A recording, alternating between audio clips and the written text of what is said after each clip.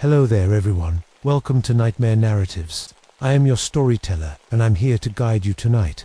I know many of you use these videos to drift off to sleep, so before we begin, take a moment to like this video and subscribe to our channel. I'm always curious, where are you watching from and what time is it in your part of the world? Now, find your cozy spot and relax.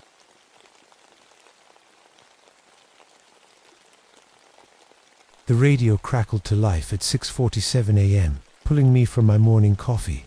Static filled the air, then a voice I didn't recognize. 3 hunters, 72 hours overdue. Truck found abandoned on Forest Road 12. Doors ripped clean off like paper. I set down my cup and grabbed the mic. This is Ranger Station 7. Can you repeat that? More static. Then, need experienced tracker. GPS shows last known position near Pine Ridge section. Pine Ridge, I knew that area well. Too well. Dense forest, steep ravines, easy to get lost if you didn't know what you were doing. In my 12 years as a forest ranger, I'd pulled 47 people out of situations just like this.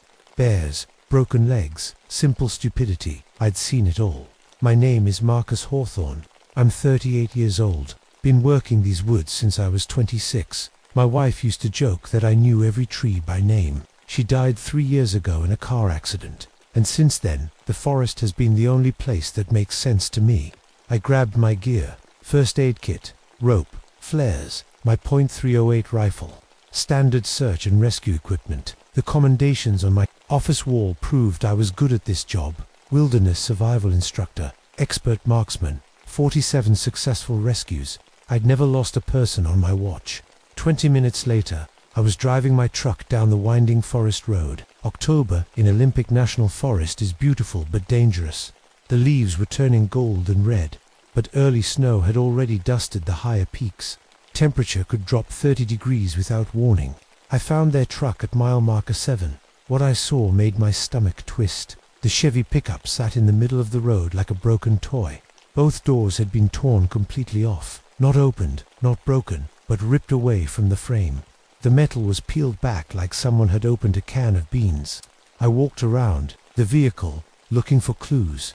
No blood, no bodies, just the smell of fierce sweat still hanging in the air, mixed with something else. Something wild and musky, like a wet dog that had been rolling in dead fish. The footprints started 20 feet from the truck. I'm a tracker. I can tell you if a print was made by a size 10 hiking boot or a size 12 work boot. I can tell you if someone was running or walking, carrying weight or traveling light. These prints were like nothing I'd ever seen. 18 inches long, 5 toes, just like a human foot, but massive.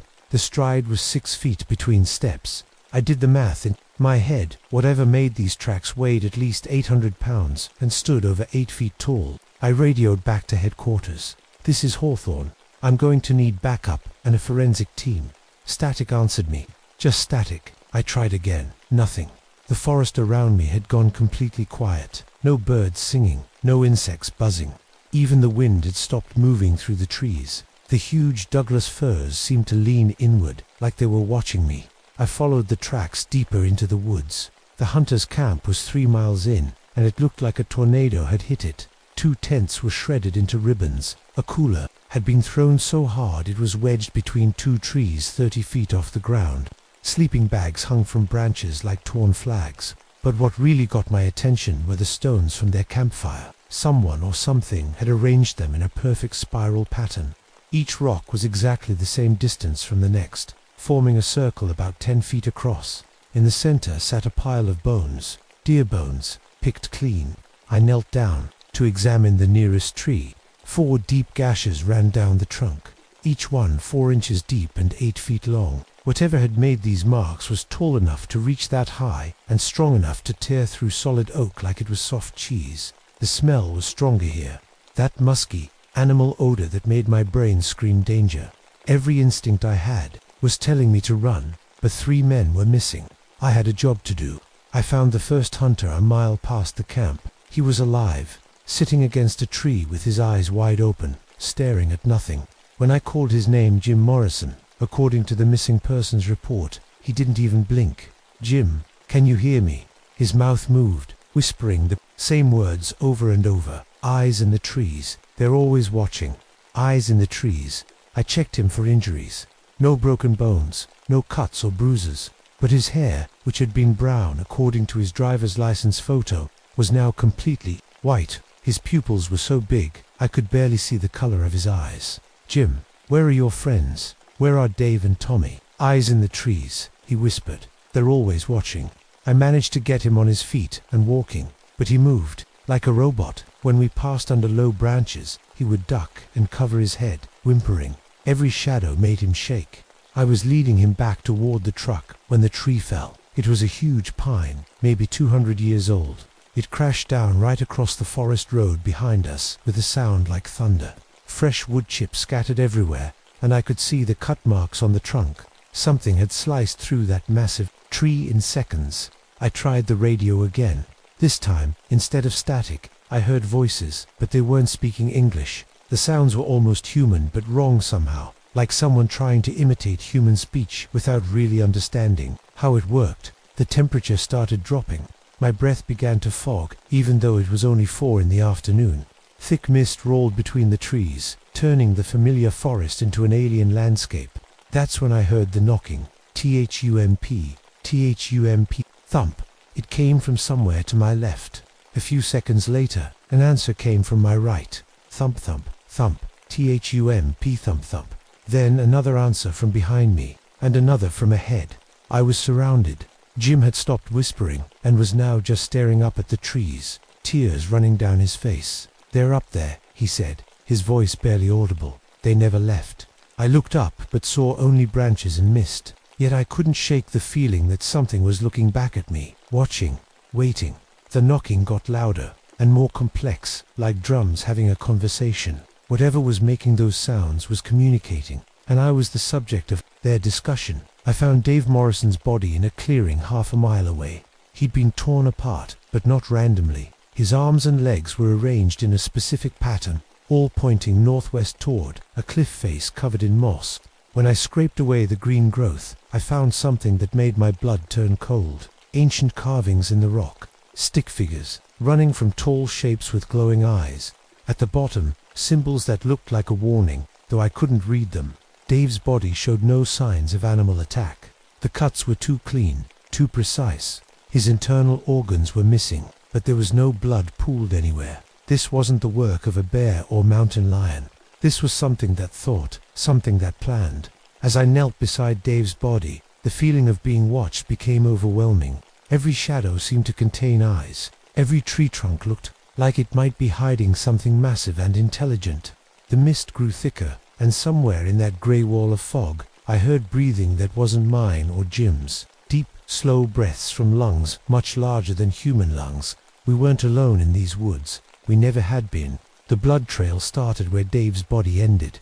Drops of red led away from the clearing, but they went in an impossible direction, straight up a vertical cliff face. I stared at the rock wall, looking for climbing equipment, marks or rope burns. There were none. Just blood drops leading up the stone like someone had walked up the cliff like it was flat ground. Jim was getting worse. He'd stopped talking completely and just followed me like a scared dog. Every time a branch moved or a twig snapped, he would drop to the ground and cover his head. I had to find Tommy, the third hunter. The blood trail was my only clue.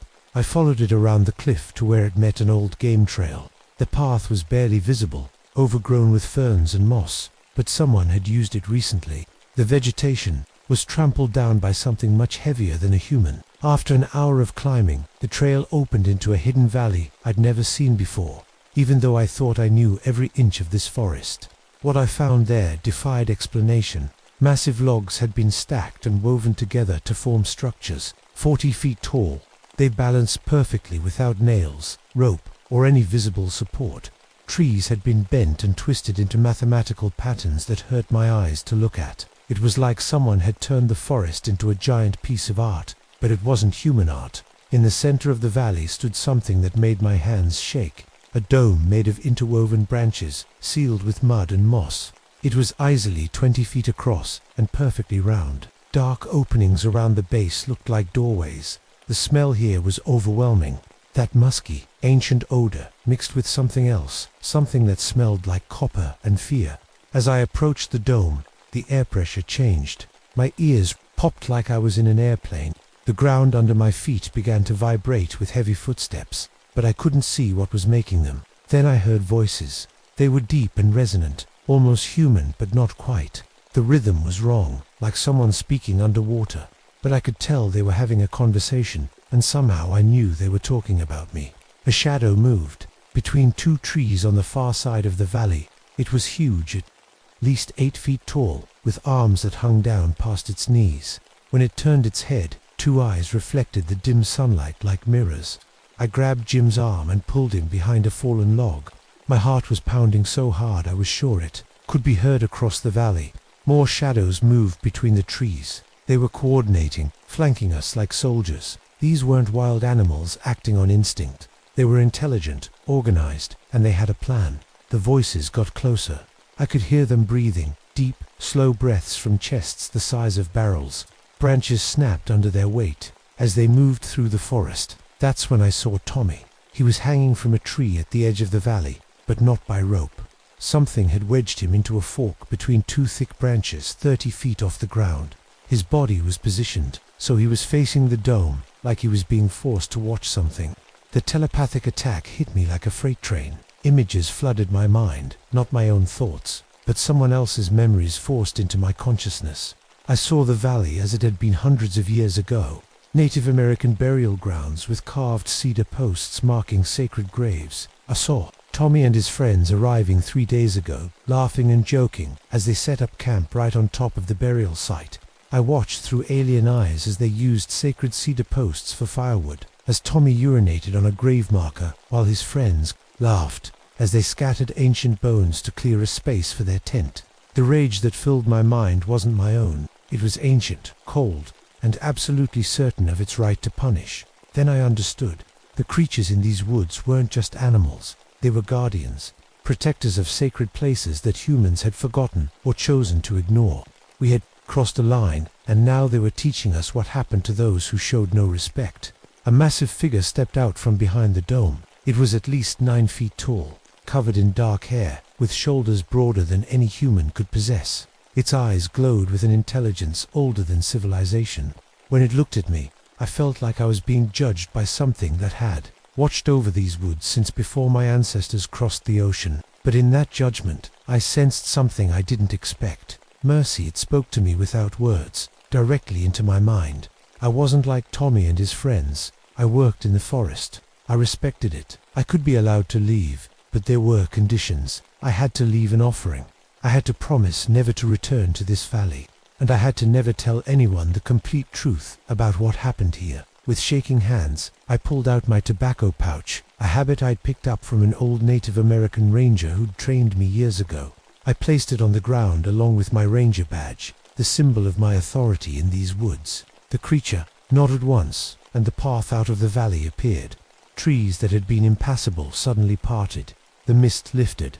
Jim stood up on his own for the first time in hours and began walking toward the opening. As we left the valley, I felt eyes on my back until we reached the main trail. When I turned around one last time, the forest looked normal again, but I knew they were still there, watching, waiting to see if I would keep my promise. The walk back to civilization felt like crossing between 2 different worlds. Jim walked beside me in silence, but he was walking. His color was coming back, and he'd stopped jumping at every sound. Whatever hold they'd had on his mind was loosening. As we got farther from the sacred valley, at the truck, what was left of it, I found my radio working again. I called in a careful report. 3 hunters, bear attack. 1 survivor in shock, 1 deceased, 1 missing, presumed dead. Recommend immediate area closure. The response team arrived 2 hours later. Jim was taken to the hospital, where doctors found him physically healthy but suffering from severe psychological trauma. He never spoke about what happened in the woods. 6 months later, he moved to Seattle and got a job in an office building. He never went camping again. I filed my official report that same night. Hunters violated posted warnings about food, storage in active bear habitat. Physical evidence suggests large black bear, possibly injured, attacked camp during night. Victim David Morrison showed signs of bear mauling. 3rd victim Thomas Chen presumed taken by same animal. Survivor James Morrison found in state of shock, unable to provide coherent account. Recommend closure of Pine Ridge section during salmon run season to prevent similar incidents. The lies came easily. They had to. The truth would have gotten me committed to a mental hospital or transferred to a desk job in the city. But more importantly, I'd made a promise to something ancient and powerful, and I intended to keep it. That night, I couldn't sleep in my cabin. Every time I closed my eyes, I saw those glowing eyes in the darkness. I ended up sleeping in my truck in the parking lot of the 24-hour diner in town. The next morning, I put in for a transfer to the desert station in eastern Washington. I told my supervisor I needed a change of scenery after my wife's death. He approved it without question. But even in the desert, I couldn't escape what I'd learned in those woods. I started carrying tobacco everywhere I went. Not to smoke. I'd never been a smoker, but as an offering. Whenever I entered any wilderness area, I would leave a small pinch on the ground and whisper a request for permission to pass through. Other rangers started noticing things about me. I had an uncanny ability to predict where we'd find problem wildlife. I could sense when a hiking trail was going to be dangerous, even when there was no obvious reason. My success rate for avoiding dangerous encounters became legendary in the service. What I couldn't tell them was that I'd developed a sixth sense for the presence of things that didn't want to be found. The desert had its own guardians, its own sacred places. They were different from the forest watchers, but they were there. 3 months after Pine Ridge, I got a call from Jim Morrison. He'd tracked down my new number somehow. "I remember," he said without introduction. "Not everything, but enough. They're not just in Washington, are they?" "No," I said. "They're everywhere. We just don't usually see them." "What are we supposed to do with that knowledge?" I thought about the ancient eyes in the forest, the intelligence behind them, the compact I'd made. We respect the places they protect. We remember that we're guests in their world, not owners of it. Jim was quiet for a long time. Then, "Do you think they'll leave us alone now? As long as we honor the agreement, as long as we remember?" I never heard from Jim again, but I kept track of him through mutual contacts. He stayed in the city, never went hiking or camping, but he started donating money to wilderness conservation groups. He understood, in his own way, what we owed to the watchers in the woods. 6 months later, Pine Ridge was quietly removed from all official trail maps. When I called my old supervisor to ask about it, he said there had been too many accidents in that area. Hikers getting lost, equipment malfunctions, strange animal encounters. It was easier to just steer people away. I wasn't surprised. The Guardians were still doing their job. 28 years have passed since Pine Ridge. I'm 66 now, officially retired, but the Forest Service still calls me sometimes for consultations on unusual wildlife encounters. What they don't know is that I've become part of an unofficial network. There are others like me, park rangers, Forest Service workers, tribal elders, who know the truth about what lives in the wild places. We don't talk about it openly, but we share information when we need to. A ranger in Montana calls when he finds impossible footprints near Glacier National Park. A wildlife biologist in Northern California sends me photos of tree structures that shouldn't exist. We don't use official channels for these conversations. We don't file reports. We just make sure the sacred places stay protected. I trained a dozen younger rangers before I retired, though I never told them the whole truth. I taught them wilderness, respect protocols, how to read the signs when you're not welcome somewhere, how to leave proper offerings, how to recognize when wildlife is trying to communicate rather than just react. The ones who listened never had cryptid encounters. The ones who didn't, well, some of them transferred to city jobs after their first year. Last month, I got a call from a young ranger in Oregon. She'd found a campsite that had been destroyed in a way that didn't match any known animal behavior. Tents arranged in patterns, equipment placed in trees, spiral arrangements of stones around a dead fire. "What am I supposed to put in my report?" She asked. "Bear attack," I told her. "Recommend area closure during berry season." She was quiet for a moment. Then, "There's more to this, isn't there?" "There's always more. The question is whether you're ready to learn it." She was, I could tell. So I taught her what I learned at Pine Ridge, how to leave tobacco offerings, how to recognize the signs of a sacred place, how to walk through the woods like a guest instead of a conqueror. Most importantly, I taught her how to know when she was being watched by something that remembered the world before highways and shopping malls. The watchers are still out there. In every national forest, every wilderness area, every place where the wild things still have room to exist. They're not hiding from us. We exist in their world by permission. Sometimes I wonder, what would happen if that permission was revoked? If the Guardians decided that humans had finally gone too far, taken too much, forgotten to completely who was here first? I hope I never find out, but I keep the tobacco pouch in my pocket, just in case. And every night before I sleep, I whisper a prayer of gratitude to the watchers of Pine Ridge, who could have killed me but chose to teach me instead. They're still watching. They're always watching. And maybe that's the way it should be. Asterisk, Marcus Hawthorne died peacefully in his sleep on October 15, 2018. His personal effects included 47 commendations for successful rescues, a collection of tobacco pouches from various tribes, and a journal with this story as the final entry. The Pine Ridge section of Olympic National Forest remains closed to this day, officially due to unstable geological conditions. Asterisk.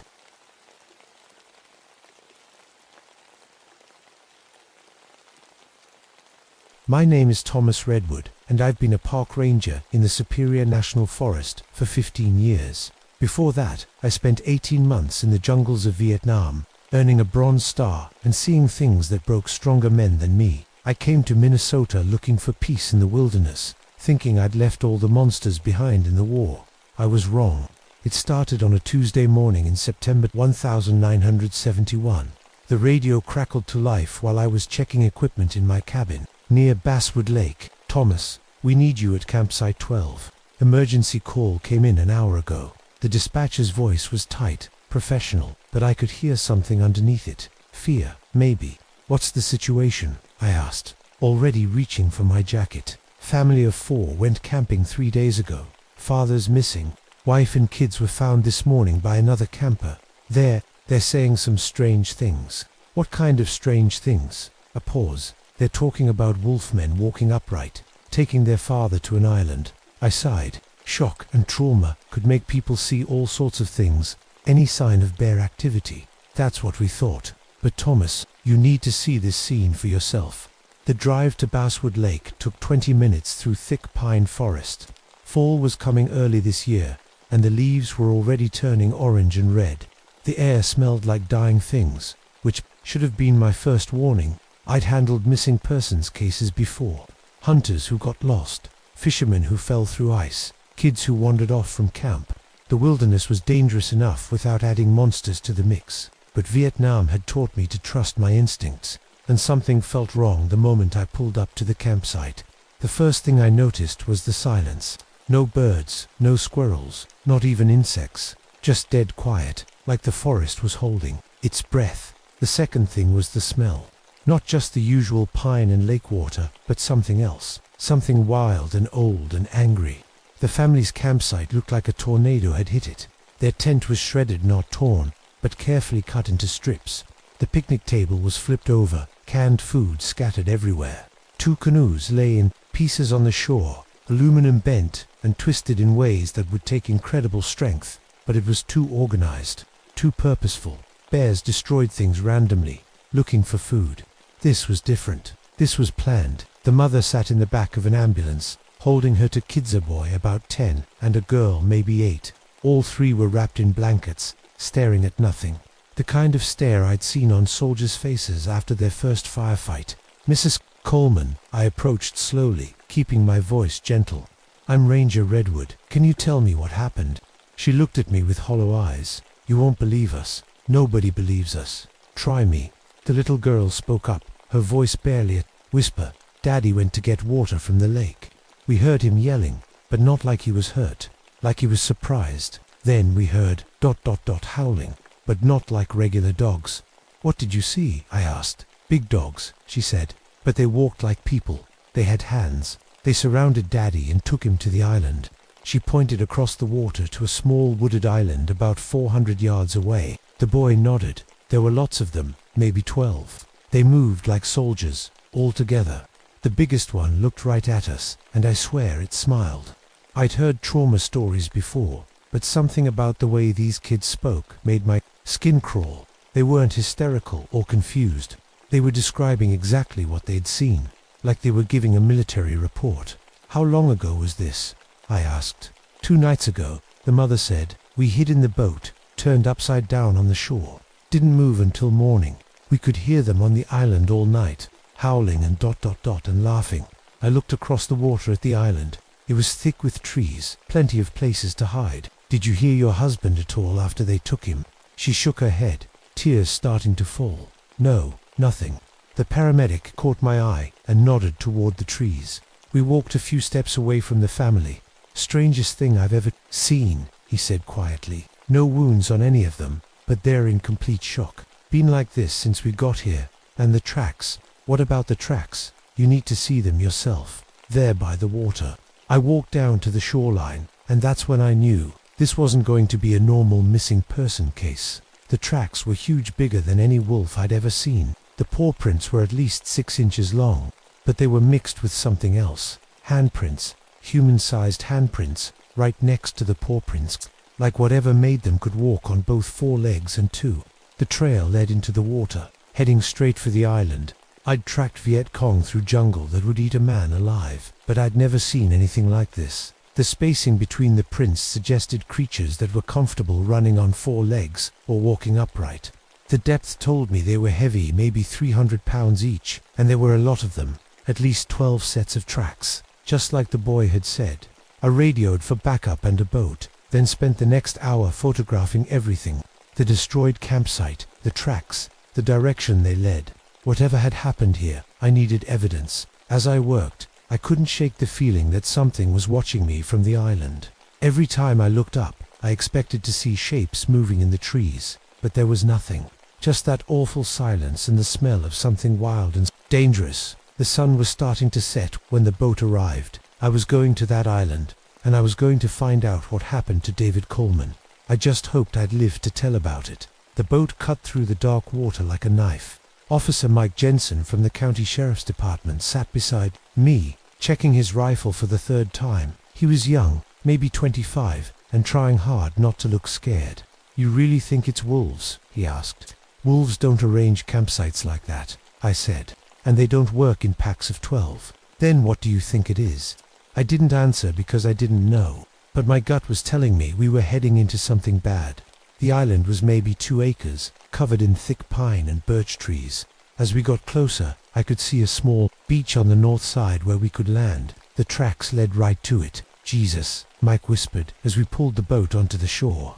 "What is that smell?" It was stronger here, wild and musky, like a zoo's predator house, but underneath it was something else. Something that made my Vietnam instincts kick in hard. The smell of death. We followed the tracks into the trees, our flashlights cutting through the growing darkness. The trail was easy to follow, broken branches, disturbed earth, and that awful smell getting stronger with every step. We found David Coleman in a clearing at the center of the island. He was dead, but not the way you'd expect from a wolf attack. He was lying on his back, arms crossed over his chest, surrounded by animal bones arranged in a perfect circle. His throat had been torn open, but there was very little blood on the ground. "This is ritual," I said, kneeling beside the body. "Look at the positioning, look at the bones." Mike was backing away, his face pale in the flashlight beam. "We need to call this in, we need more people." But I was studying the scene, my mind racing. The bones weren't random, they were wolf bones, old ones, arranged in specific patterns. David's body was positioned to face something, and when I followed his gaze, I saw it. A mound of earth, about 10 feet across, covered in carved stones. Some of the stones had been moved, showing dark soil underneath. Fresh digging. "Mike, bring your light over here." He joined me reluctantly as I examined the mound. The carved stones showed symbols I didn't recognize, but they were old, really old, and someone had been digging here recently. "It's a burial site," I said. "Native American, probably, and someone's been disturbing it." "You think David was grave robbing?" "No, but I think someone was, and whatever's protecting this place didn't like it." That's when we heard the howling. It started low, almost like singing, coming from the trees around us. But it wasn't like any wolf howl I'd ever heard. It was too organized, too purposeful, like voices having a conversation. Mike raised his rifle, spinning in circles as the sound surrounded us. "Where are they?" "Everywhere," I whispered. The howling stopped suddenly, leaving us in dead silence. Then I heard something that made my blood freeze. Laughter, human laughter, but with something wrong about it. Too deep, too rough. We need to go, I said. Now. We started back toward the boat, moving fast, but trying not to run. Running would make us prey. In the darkness around us, I could hear movement. Branches breaking, leaves rustling. They were pacing us, staying just out of sight. The boat, Mike gasped as we reached the beach. It was 20 feet offshore, drifting away. The rope had been cut, not chewed, cut with something sharp. Can you swim to it? I asked. Before he could answer, they came out of the trees. I've seen a lot of things in my life, but nothing prepared me for this. They looked like wolves, but they were huge, 7 feet tall when they stood on their hind legs. Their front paws were too much like hands, with fingers that could grip and tear. Their eyes reflected our flashlight beams, but there was intelligence there. Too much intelligence. There were 12 of them, just like the kids had said. They formed a semicircle around us, cutting off any escape route except the water. The largest one stepped forward, and when it opened its mouth, words came out. Rough, growling words, but English. You disturb sacred ground. Mike's rifle went off, the shot echoing across the water. The bullet hit the creature in the chest, and it staggered back, but it didn't fall. It looked down at the wound, then back at us, and smiled with too many teeth. Silver, it said. Need silver. Then they were moving.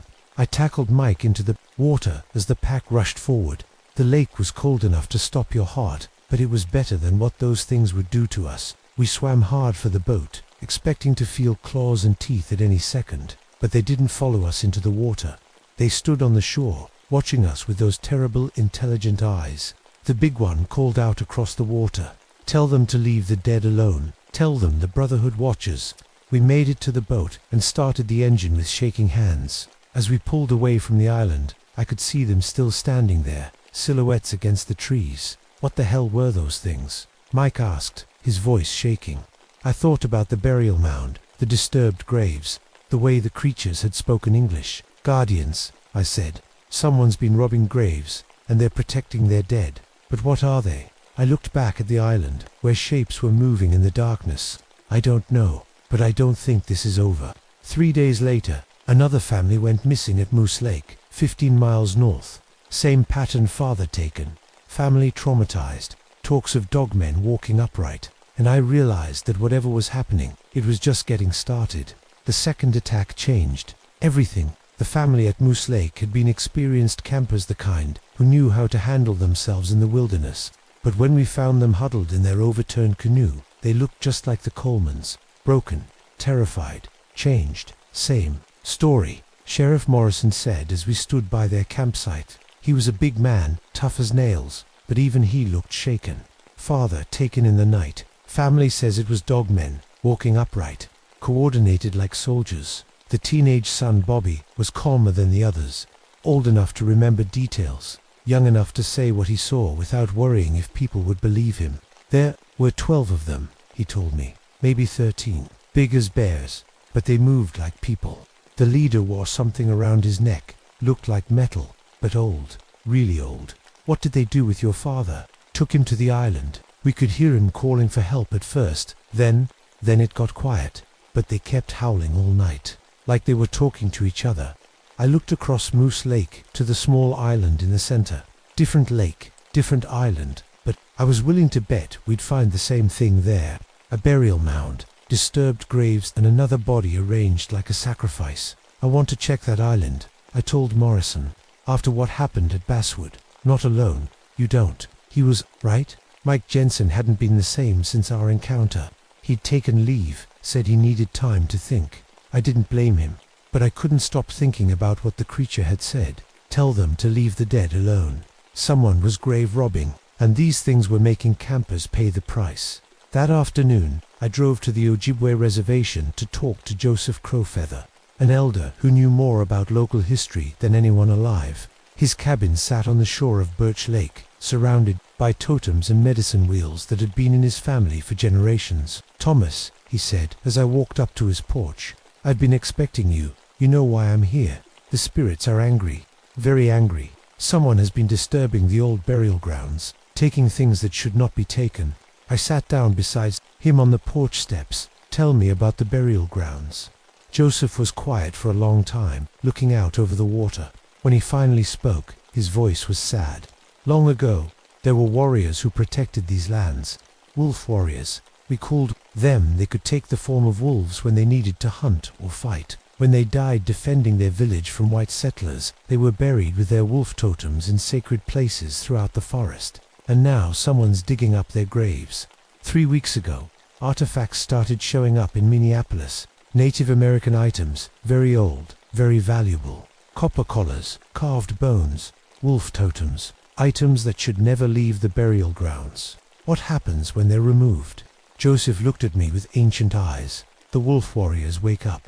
They can't rest while their sacred items are scattered. They hunt until everything is returned. But they're killing innocent people. They see all white men as enemies. To them, you are all the same as the ones who stole their graves. That night, I went back to Moose Lake with a full team. 6 deputies, emergency medical, and enough firepower to stop a small army. We were taking no chances. The island was eerily quiet as we approached. No birds, no insects, just that awful silence that seemed to follow these creatures. We found the father's body in the same ritual positions, surrounded by bones, facing a disturbed burial mound. But this time, we weren't alone. They came out of the darkness like shadows, surrounding us before we knew they were there. 12 massive forms, moving with military precision. The leader stepped forward, and in the moonlight, I could see the copper collar around his neck. "You return," he said in that rough, growling voice. "Good. You will witness justice. We're not your enemies," I called out. "We want to help. Help." The creature tilted its massive head. "Your people steal from our dead, scatter our sacred items like trash. You help by staying away. Someone else is doing the stealing. We want to stop them too." The leader studied me for a long moment. "You are the one who tracks. You know the forest." "I know it." "Then you know there are more burial grounds. 3 have been disturbed. The thieves will come again." Before I could respond, howling erupted from across the forest. Not the organized howls we'd heard before, but wild, angry sounds. The pack around us answered, their voices joining in a conversation that sounded like the song of war. "They have found another site," the leader said. "Pine Island. The thieves work tonight." "Let us stop them," I said. "Let us help." The creature stared at me with eyes that held too much intelligence, too much pain. "If you fail, more innocents will die. Their blood will be on your hands. And if we succeed, then perhaps the Brotherhood can rest." Pine Island was 10 miles south, accessible only by canoe.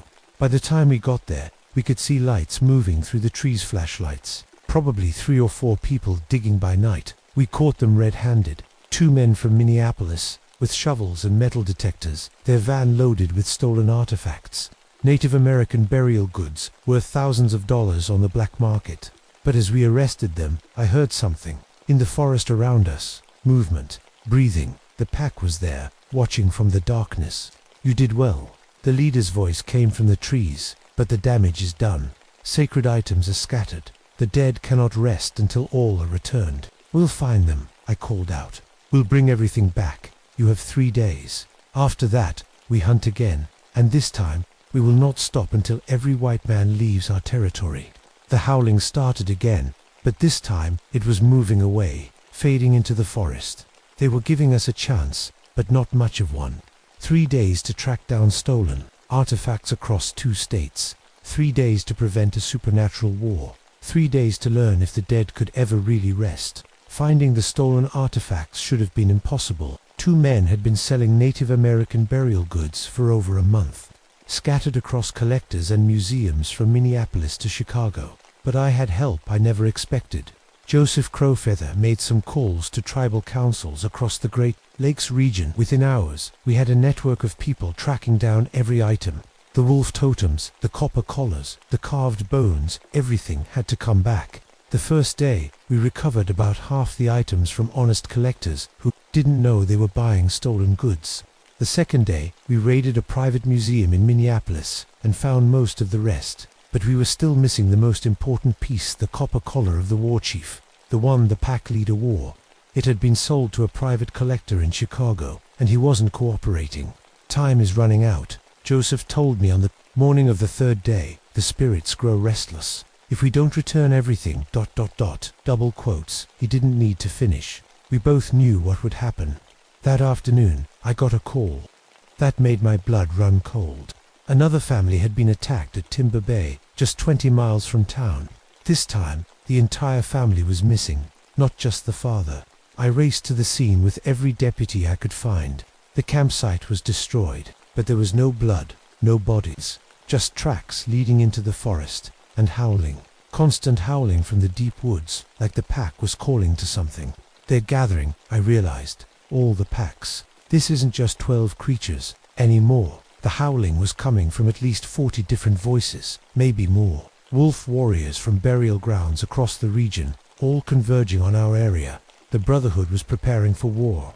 I radioed in for the state police, the National Guard, anyone who would listen. But how do you explain that an army of supernatural wolfmen is about to descend on your county? That evening, I went to Basswood Lake alone. It was stupid, maybe suicidal, but I had to try one more time to reach them. The missing family was still alive somewhere, and I was running out of options. They were waiting for me on the shore, not just the original pack, but dozens of them. Massive shapes in the moonlight, all watching me with glowing eyes. The leader stepped forward, and I could see the ancient copper collar gleaming round his neck. "You have failed," he said. "The sacred items remain scattered. The dead cannot rest." "We found almost everything," I said. "Just one piece left, your collar.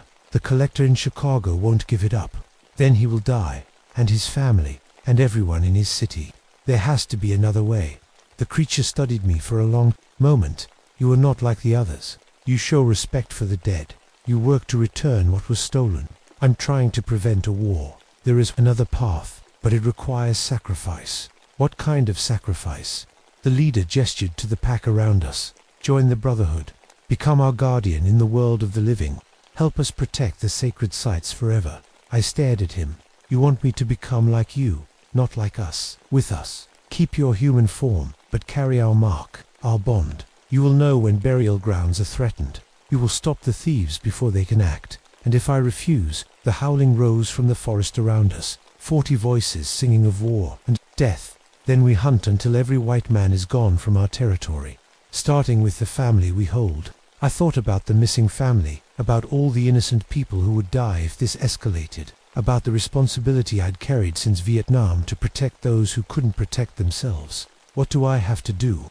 The ceremony took place at the original burial ground on the first island. The pack gathered in a circle around the disturbed graves, their voices raised in an ancient song that seemed to make the earth itself tremble. The leader approached me with something in his massive hands, a wolf-tooth pendant, carved with symbols that seemed to move in the moonlight. "This binds you to the Brotherhood," he said. "You will feel when the sacred places are threatened. You will know when thieves come to steal from the dead, and you will stop them." He placed the pendant around my neck, and the world exploded into sensation. I could feel every burial ground in the forest, could sense the spirits of the ancient warriors, could hear the heartbeat of the earth itself. But I was still human, still Thomas Redwood, park ranger and protector of the wilderness. "The family," I gasped, "released. They will remember nothing of this night, and the collar in Chicago will be returned. The collector will have dreams, bad dreams, until he brings it back." The leader stepped back, and I could see something different in his eyes. Not the rage and pain from before, but something like peace. "The Brotherhood has a guardian again," he said. "The first in 100 years. The dead may rest." One by one, the pack began to fade, like shadows dissolving in the dawn. But I could still feel them, could sense their presence in the forest, watching, waiting, protecting. The howling stopped, replaced by the normal sounds of night owls calling, wind in the trees, the gentle lap of water against the shore. The war was over before it began. That was 30 years ago. I'm retired now, but I still wear the wolf-tooth pendant, and I still feel the ancient warriors watching over the forest. The collector in Chicago returned the copper collar within a week, claiming he couldn't sleep until he got it out of his house. We buried it with the rest of the artifacts, and the spirits finally found peace. The missing family was found wandering near the highway, confused but unharmed. They remembered camping, but nothing about the attack. The official report blamed their condition on exposure and dehydration. Sometimes it's better to let people forget. I trained my replacement, Sarah Running Bear, a young Ojibwe woman who understands the old ways. I gave her the pendant on my last day, and watched her eyes widen as she felt the connection for the first time. "They're still out there," she whispered. "Always," I said. but now they're guardians, not hunters. They'll only come if the dead are threatened again. The burial grounds are protected now, officially designated as cultural sites, but the real protection comes from the Brotherhood, and from rangers who understand that some things are more important than law or logic. Sometimes, on quiet nights, I still hear them howling, not in anger, but in song. The eternal song of guardians, watching over sacred ground, making sure the dead can rest in peace. And in the morning, I check the reports from across the region. No more artifact thefts, no more disturbed burial grounds, no more families disappearing in the night. The pact holds, the Brotherhood watches, and the forest keeps its ancient secrets safe. But every ranger who works these woods knows the truth, even if they never speak it aloud. There are guardians in the darkness, protectors older than memory, watching over places that must never be disturbed. And sometimes, if you listen carefully on a moonless night, you can hear them singing the songs of the dead, keeping the old promises, maintaining the balance between the world of the living and the realm of spirits. The Howling Brotherhood keeps its eternal vigil, and the dead sleep peacefully under the watchful eyes of their guardians. As it should be, as it must be, as it will always be.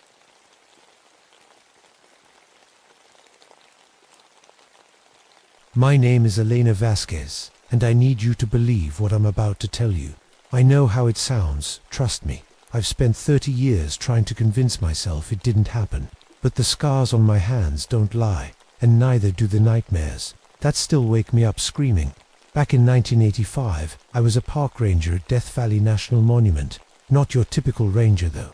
I had a PhD in geology and had spent years studying desert cave systems. I'd published papers on mineral formations and discovered 3 new crystal structures in the Mojave. I was the kind of person who believed in facts, evidence, and scientific explanation for everything. The desert was my home. I knew every canyon, every hidden spring, every cave entrance in 100 square miles. When other rangers got lost, they called me. When geologists needed guides, they asked for Elena. I could navigate by star positions, read weather patterns in cloud formations, and find water where others saw only endless sand and rock. That's why they sent me when the distress beacon went off. It was July 15th, and the temperature had hit 127 degrees that day. Even for Death Valley, that was brutal. The emergency call came through our radio system around sunset. Rock climbing, Team Devil's Canyon. 4 climbers overdue 36 hours. Gear found scattered. Please send immediate assistance. Devil's Canyon was a place I knew well, or thought I did. It was a deep crack in the earth, about 20 miles from the visitor center, popular with experienced climbers because of its challenging rock faces. The canyon walls rose nearly 400 feet straight up, with narrow ledges and hidden alcoves that made for exciting but dangerous climbing. I grabbed my emergency pack and headed out in the Park Service truck as the sun was setting. The drive took 40 minutes over rough desert roads, and by the time I reached the canyon rim, the stars were coming out. I could smell something wrong. Before I even got out of the truck, it was sulfur, sharp and bitter, like rotten eggs mixed with burned matches. There shouldn't have been any sulfur smell in that area, no volcanic activity. No hot springs, nothing that would produce that odor, but it hung in the air like a toxic cloud. I set up my camp on the canyon rim and waited for first light. Desert rescues at night were suicide missions, even for someone with my experience. But as I lay in my sleeping bag, staring up at the stars, I kept smelling that sulfur smell getting stronger.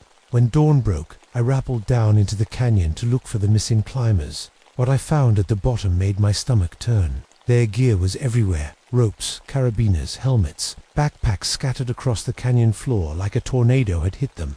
But it wasn't random destruction. The ropes had been cut clean through, not frayed or worn. The metal climbing hardware was twisted and bent in ways that should have been impossible. I picked up one of the carabiners, a steel clip designed to hold thousands of pounds of weight. It was twisted like a pretzel. The metal warped as if it had been heated and shaped by giant hands. The forces needed to do that kind of damage. No animal in North America was strong enough, and there were no tracks, no human footprints leading away from the scene. No animal prints either, just scattered gear and that sulfur smell getting stronger as the sun climbed higher. I spent the morning searching the canyon floor, calling out for survivors, but found nothing. As a geologist, I was trained to observe and document everything. As a ranger, I was trained to find missing people, but nothing in my training had prepared me for what I discovered next. Hidden behind a rockfall on the north wall of the canyon was a cave entrance I'd never seen before. It was narrow, maybe 4 feet wide, and partially blocked by fallen stones. The sulfur smell was coming from inside, along with something else, a heat that made the air shimmer even in the cave's shadow. I checked my equipment: headlamp, spare batteries, rope, first aid kit, emergency radio, everything a professional cave rescue required. I called in my position to base camp and entered the cave. The temperature inside was at least 15 degrees, hotter than outside, which made no geological sense. My thermometer read 145 degrees Fahrenheit, just 20 feet into the cave system. I'd explored hundreds of caves, and they were always cooler than the surface temperature, especially in desert conditions. But I had 4 missing people to find, so I kept going deeper. The cave twisted downward, like a throat swallowing the earth. My headlamp beam reached about 30 feet ahead, showing rough rock walls that looked like they'd been carved by water millions of years ago. But water couldn't explain the claw marks I was seeing. They were gouged deep into solid granite parallel, grooves about 6 inches apart, running along the walls at different heights. Some were near the floor, others were up near the ceiling. Whatever made them was big, had claws like daggers, and could apparently crawl on walls. I tried to stay scientific about it. Mountain lions had claws, but they weren't that big. Bears could claw rock, but there were no bears in Death Valley. Maybe the missing climbers had used ice axes or climbing tools to mark their passage. But that didn't explain why some of the marks were 12 feet up the wall. 200 feet into the cave system, I found the first body. His name was Marcus Chen, according to the ID in his wallet. 26 years old, experienced climber from Los Angeles. He was lying on his back in a small chamber, arms spread wide, mouth open in what looked like surprise. But he wasn't injured. No cuts, no broken bones, no blood. He looked like he was sleeping, except for one thing that made my skin crawl: was completely dried out. His skin was like leather. His lips were cracked and blackened. His eyes were sunken deep into his skull. He looked like a mummy, but his clothes were still damp with sweat. I'd seen dehydration deaths before. In the desert, it happened more often than people wanted to admit, but dehydration took days, sometimes weeks. Marcus had been missing for less than 2 days, and his body showed extreme desiccation that should have taken months in the driest conditions. I knelt beside him and checked for vital signs, knowing I wouldn't find any. His skin was hot to the touch, not just warm, but actually hot, like he had a severe fever. But dead bodies don't run fevers. My emergency radio crackled with static. When I tried to call it in, the cave walls were blocking the signal, which was normal. What wasn't normal was the way my equipment was behaving. My digital thermometer was flickering between readings 145, 160, 180 degrees, like it couldn't decide what temperature it was measuring. I took photographs of Marcus in the scene, then continued deeper into the cave. The claw marks were getting more frequent, and I started noticing something else: symbols carved into the rock walls. They weren't random scratches. These were deliberate pictographs, the kind Native American tribes used to record important events or warnings. I recognized some of the Shoshone symbols from my cultural training warnings about dangerous animals, sacred places that should be avoided. One symbol kept repeating: a snake-like figure with legs surrounded by wavy lines that usually meant heat or fire. Underneath it was the Shoshone warning symbol for death. The cave branched into 3 passages ahead. The sulfur smell was strongest, coming from the left tunnel, along with that impossible heat. But something told me to check the right passage first. I found the second body there, Sarah Kim, 24, also from the Los Angeles climbing group. But her condition was even more disturbing than Marcus's. Her body had a crystalline quality, like she'd been turned to some kind of mineral while maintaining her human shape. Her skin looked like it was made of salt or quartz, translucent and gleaming in my headlamp beam. I'd never seen anything like it in 30 years of geology work. Human bodies didn't crystallize. They decomposed. They dried out. They turned to dust eventually, but they didn't become minerals. I reached out to touch her arm and immediately pulled my hand back. Her skin was burning hot and sharp as glass. When I looked closer, I could see that the crystallization went all the way through. Her internal organs were visible through her translucent skin, all of them transformed into the same crystal-like substance. My scientific mind was screaming that this was impossible. Bodies don't turn to crystal. Heat doesn't work this way. But the evidence was right in front of me, burning my fingertips and defying every natural law I knew. That's when I heard the sound. It came from deep in the cave system, a hissing noise like steam escaping from a pressure valve, but with a rhythm to it, almost like breathing. Long, slow breaths that echoed off the cave walls and seemed to come from everywhere at once. The temperature spiked. My thermometer hit 200 degrees and started flashing an error message. The air became so hot it hurt to breathe, like inhaling from an oven. Sweat poured down my face and evaporated before it could drip. Something was moving in the darkness beyond my headlamp beam. Something big. I heard the scraping of claws on rock, getting closer. The hissing breathing got louder, more excited. And then I saw the eyes. They glowed like molten gold in the darkness, about 6 feet off the ground, watching me with an intelligence that made my blood freeze despite the crushing heat. Not animal eyes, these had thought behind them. Calculation, hunger.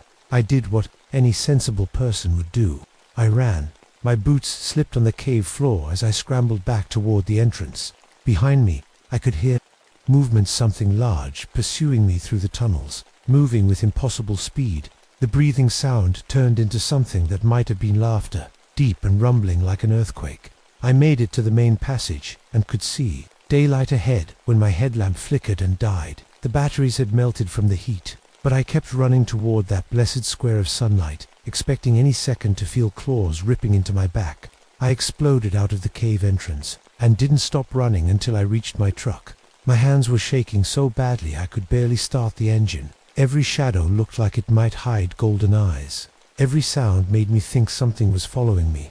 I radioed base camp, 2 bodies found in cave system, requesting backup and coroner. Unusual circumstances, recommend extreme caution. What I didn't tell them was that I'd left 2 people dead in that cave, and something else very much alive. The backup team arrived 6 hours later. 2 rangers, a medical examiner, and a search and rescue specialist.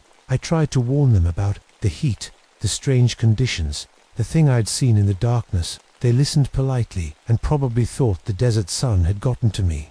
Dr. Williams, the medical examiner, looked at my photos of the crystallized body and frowned.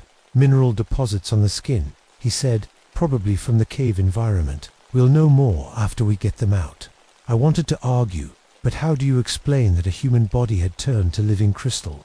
How do you describe eyes that glowed like molten metal in complete darkness? You don't. You let them see for themselves. We went back into the cave as a team. I stayed close to the entrance while they went deeper to recover the bodies. The sulfur smell was stronger than before, and the temperature readings were off the charts. Dr. Williams's equipment started malfunctioning the moment we got 50 feet into the cave system. Elena was right about the heat. He called out, "I'm reading 180 degrees down here. That's not possible in a natural cave formation." They found Marcus first, still in the same position, but when they tried to move him, his body crumbled to dust. 36 hours earlier, he'd been a healthy young man. Now he was nothing but dried fragments that scattered when they touched him. Sarah's crystallized body was intact but impossible to move. Every time someone tried to lift her, the crystal structure cracked and threatened to shatter. They ended up photographing everything and covering her with a tarp. "We need a specialist team," Dr. Williams said. "This is beyond anything I've ever seen." That's when we found the 3rd climber. Tom Rodriguez was in a chamber deeper in the cave system, but he was still alive barely. He was conscious but couldn't move, couldn't speak, could only track us with his eyes as we approached. His body temperature was 106 degrees, but he wasn't sweating. His skin had the same leathery appearance as Marcus's, like all the moisture was being slowly drained from his cells. Dr. Williams tried to give him water, but Tom couldn't swallow. His throat had seized up completely. All he could do was stare at us with desperate, terrified eyes while something invisible slowly killed him. "We need to get him out of here now," Dr. Williams said. But when we tried to lift Tom, he screamed a sound like air being forced out of a balloon. His body was too fragile to move. The slightest touch caused his skin to crack like old leather. That's when I saw it again. Movement in the shadows beyond our lights. The thing from before, watching us work. This time I got a better look. It was roughly human-shaped but wrong in every detail. About 6 feet tall, standing upright but with a reptilian posture, head forward, back hunched, arms too long for its body. Its skin looked like burned rock, black and cracked, with ridges running along its spine that glowed dull red like cooling lava. But the worst part was its face. It had features that might once have been human to eyes, a nose, a mouth, but they were stretched and twisted into something alien. The eyes were pools of liquid gold that moved like mercury. The mouth was too wide, filled with teeth like broken glass. It was studying us the way a scientist studies lab rats. "Did you see that?" I whispered to the others. "See what?" Dr. Williams was focused on Tom, trying to figure out how to transport him safely. The creature stepped closer, into the edge of our light. This time I wasn't the only one who saw it. "Jesus Christ," one of the rangers gasped. "What is that thing?" The creature tilted its head, like it was curious about our reaction. Then it opened its mouth and made that hissing sound I'd heard before. But now I could tell it wasn't just breathing. It was talking. The hissing had patterns, rhythms, almost like words in a language made of steam and sulfur. And somehow, impossibly, I understood what it was saying. "Mine," it hissed. "My territory, my food." Tom Rodriguez died while we were staring at the creature. His last breath came out as a puff of superheated steam, and then his body collapsed inward like a deflated balloon. In seconds, he went from barely alive to completely desiccated doll. The remaining moisture in his body evaporated at once. The creature stepped forward and placed one clawed hand on Tom's remains. The body began to glow with the same dull red light as the creature's spine ridges. Energy flowed between them. Mike could actually see it, like heat waves made visible.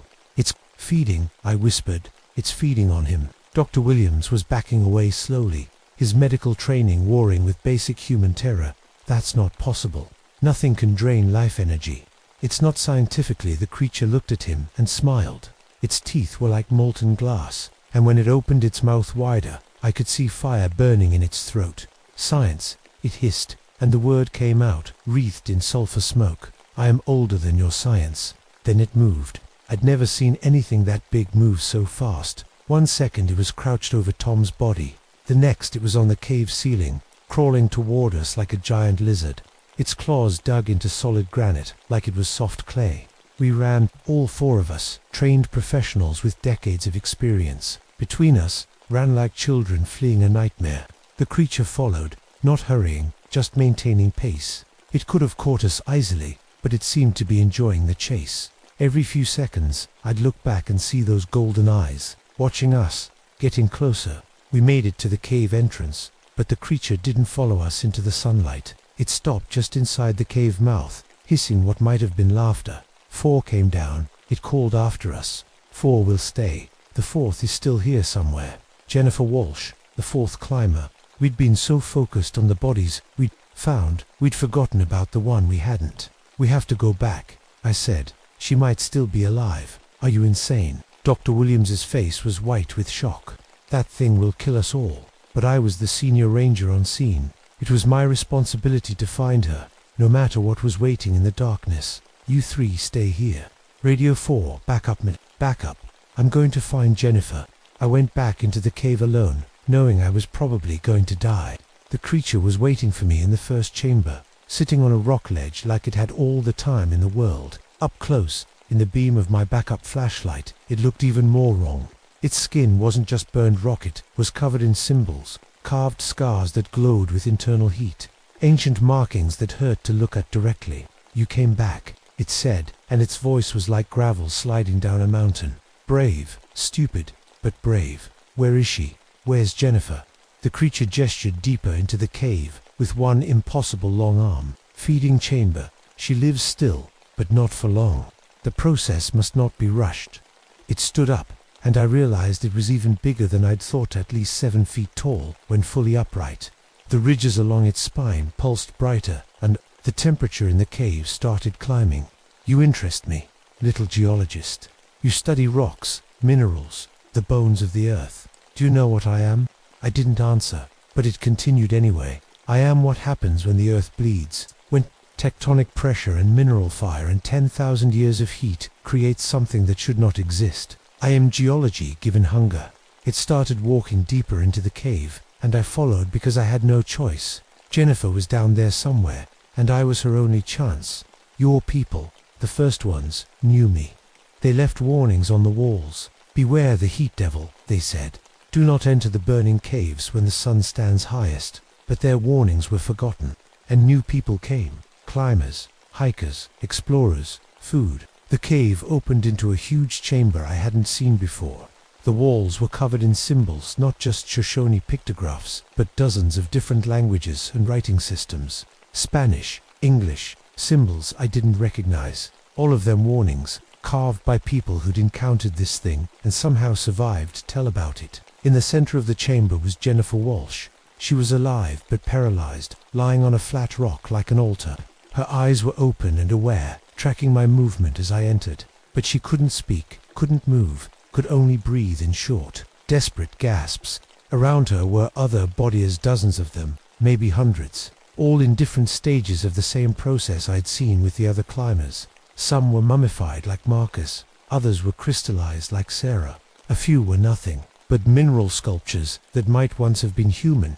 My collection, the creature said.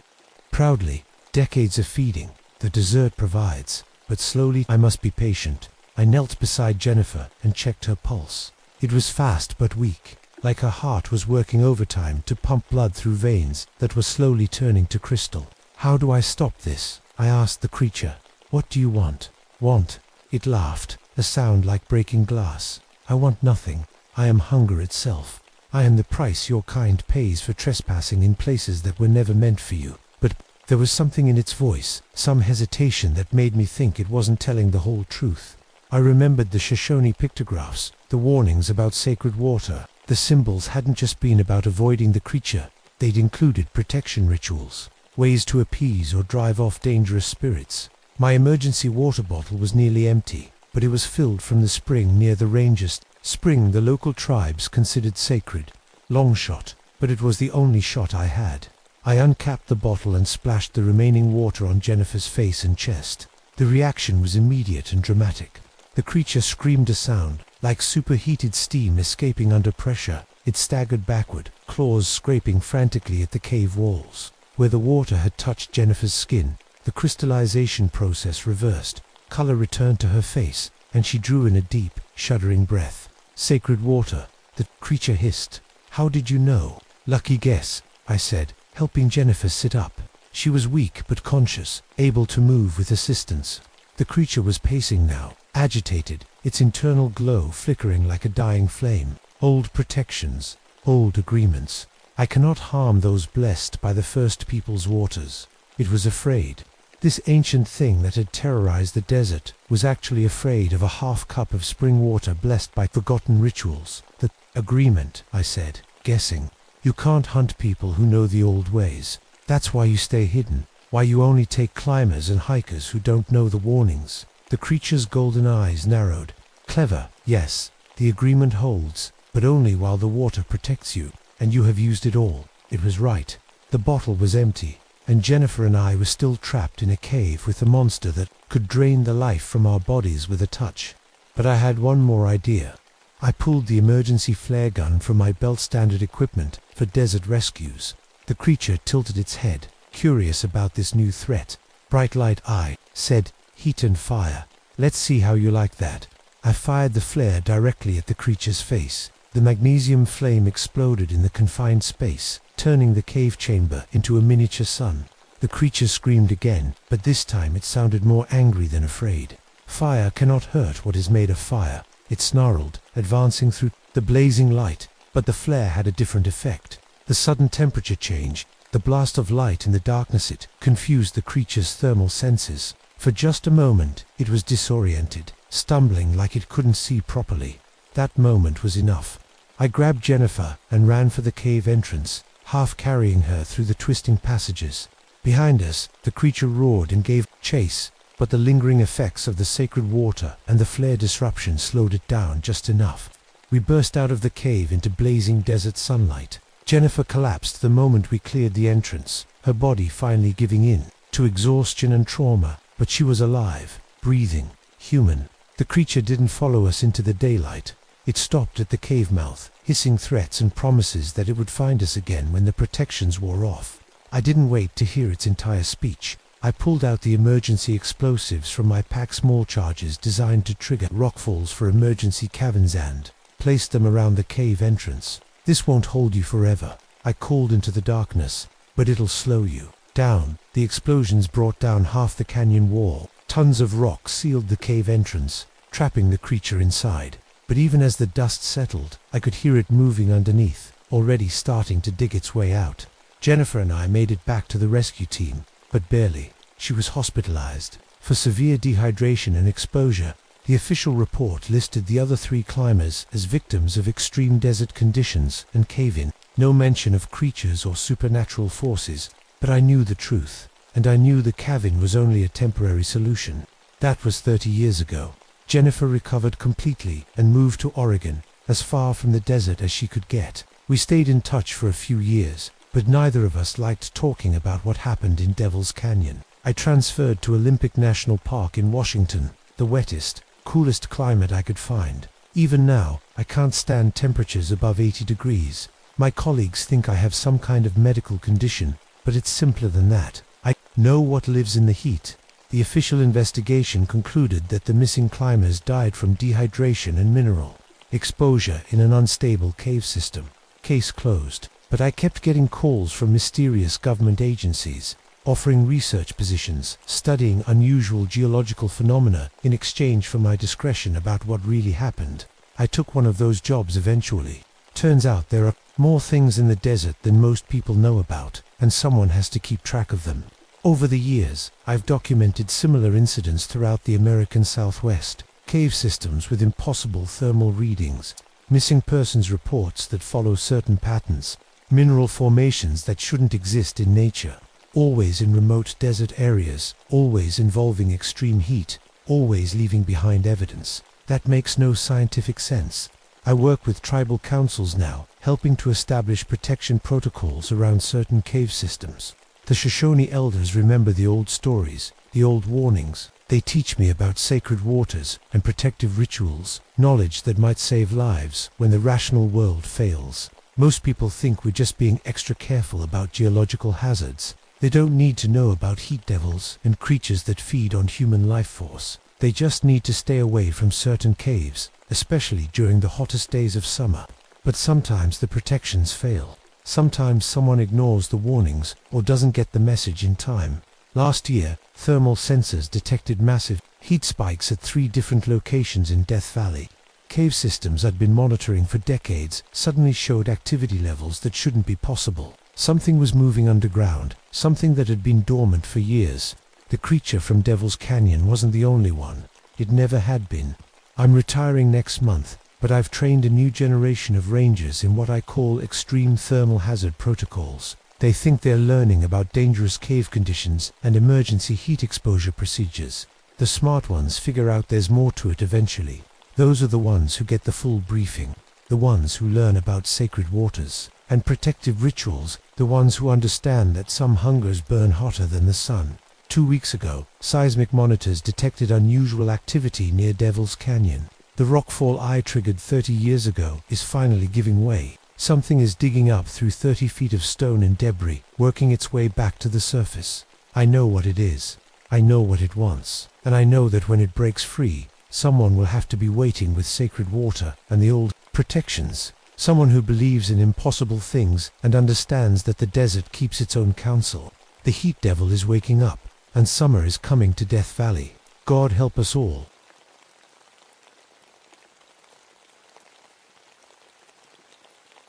The radio crackled to life at 6:47 a.m., pulling me from my first decent sleep in weeks. Base, this is Morrison. Ski group, 48 hours overdue. Last contact mentioned. Someone following them. Kit Morrison responding. I set down my coffee and stared at the radio.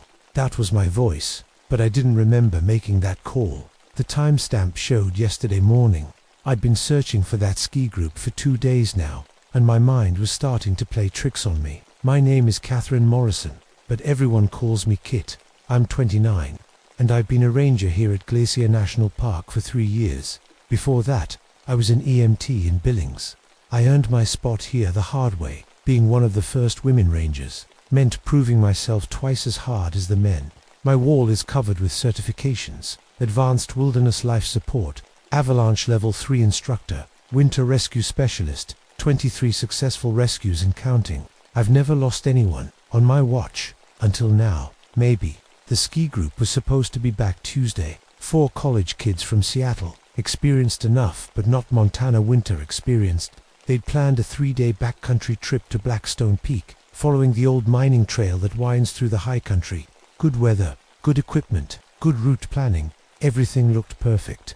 But Tuesday came and went. Wednesday too. Now it was Thursday morning, and the storm that had been threatening all week was finally moving in. The weather service was calling for a blizzard. Temperatures dropping to 30 below. Winds up to 60 miles per hour. Zero visibility.